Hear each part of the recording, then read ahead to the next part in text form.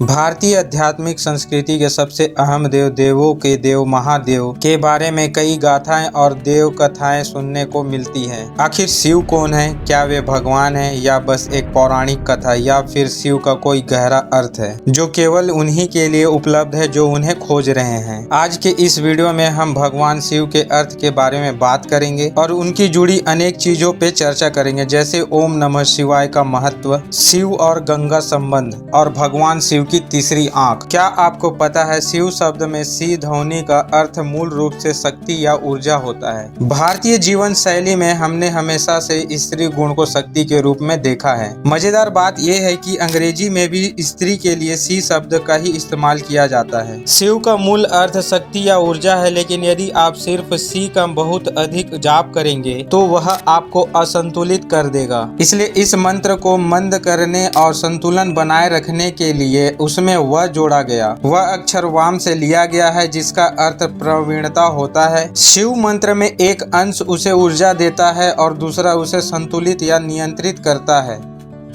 स्कंद पुराण में कहा गया है कि ओम नमः शिवाय महामंत्र जिसके मन में वास करता है उसको बहुत से मंत्र, तीर्थ, तप और यज्ञों की क्या जरूरत है। यह मंत्र मोक्ष प्रदात है, पापों का नाश करता है और साधक को लौकिक परलौकिक सुख देने वाला है। वेदों और पुराणों के अनुसार भगवान शिव को प्रसन्न करने के लिए सिर्फ ओम नमः शिवाय का जाप ही काफी है। माना जाता है भगवान भोलेनाथ इस मंत्र से बहुत जल्दी प्रसन्न होते हैं और इस मंत्र के जाप से आपसे आपके सभी दुख, सभी कष्ट समाप्त हो जाते हैं और आप पर शिव जी की असीम कृपा बरसने लगती है। माना जाता है भागीरथ एक प्रतापी राजा थे। उन्होंने अपने पूर्वजों को जीवन मरण के दोष से मुक्त करने के लिए माँ गंगा को पृथ्वी पर लाने की ठानी। उन्होंने कठोर तपस्या की जिससे गंगा माँ प्रसन्न हुई और पृथ्वी पर आने का फैसला किया। गंगा को शास्त्रों में माँ देव नदी कहा गया है और गंगा को यह अभिमान था कि कोई उसका वेग सहन नहीं कर सकता।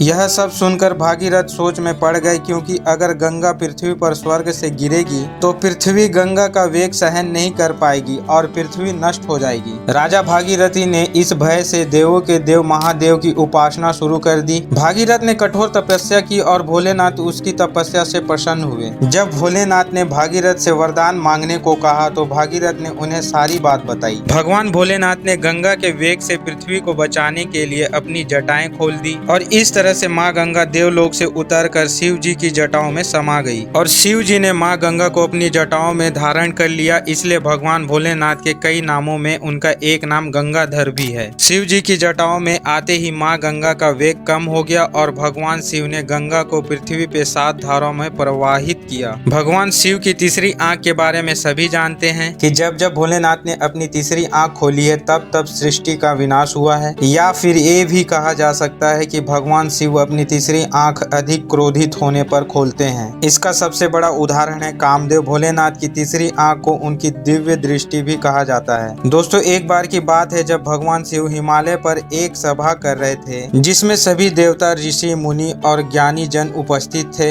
तभी उस सभा में माता पार्वती आई और उन्होंने अपने मनोरंजन के लिए खुद के दोनों हाथों को भगवान शिव की दोनों आंखों पर रख दिए। जैसे ही माता पार्वती ने भगवान शिव की आंखों को ढका, सृष्टि में उसी समय अंधेरा हो गया। ऐसा लगा मानो सूर्य देव की कोई अहमियत ही ना हो। इसके बाद धरती पर मौजूद सभी प्राणियों में खलबली मच गई। संसार की ये हालत देखकर शिव व्याकुल हो उठे और उसी समय उन्होंने अपने माथे पर एक ज्योति पुंज प्रकट कर लिया जो भगवान शिव की तीसरी आंख बनकर सामने आई। बाद में माता पार्वती के पूछने पर भगवान शिव ने उन्हें बताया कि अगर वह ऐसा नहीं करते तो पूरे संसार का नाश हो जाता, क्योंकि उनकी आंखें ही जगत की पालनहार है। आज के लिए बस इतना ही। अगर वीडियो में दी गई जानकारी अच्छी लगी हो तो वीडियो को शेयर करें और चैनल पर नए आए हैं तो सब्सक्राइब करें। धन्यवाद।